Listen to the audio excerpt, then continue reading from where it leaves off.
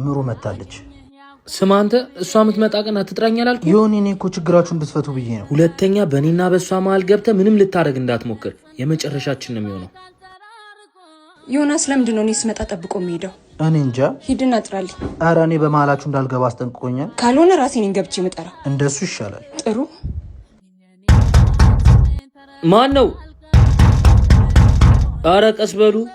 ቆይ አንተ ማን ስለሆንክ ነው እኔ ስመጣ ጠብቀህ የምትሄደው? ባልተፈለኩበት ቦታ መቆየት ስለማልፈልግ። ስለፈለኩ መሰለኝ በርህን አንኳኩቼ የመጣሁት። ፈልገሽኝ አይመስለኝም። ሱስ ሆኖብኝ እንዳልሆነ መቼስ አንተም ታውቃለህ። በመፈለግና በህል ውስጥ እኮ ትልቅ ልዩነት አለ። ቆይ አንተ ማን ሆነህ ነው ያዙ ይልቀቁኝ የምትለው? ይኸውልሽ እኔ ቃሌ የማከብር ሰው ነኝ። ለቃሌ እታመናለሁ። ማለት ተረጋግተሽ አስበሽበት ግን ስሜቴን ብትረጂኝ ደስ ይለኝ ነበር። ቀልደኛ ነህ። በዚህ ሰዓት ፍቅር ምናምን ትላለህ እንዴ? ሲጀምር you are not my type። በግድ ውደጂኝ ብዬ ሙጥኝ አልልብሽም። ግን አንድ ነገር ቃል ገባልሻለሁ። ካም በኋላ መቼም ቢሆን በዙሪያሽ አልገኝም።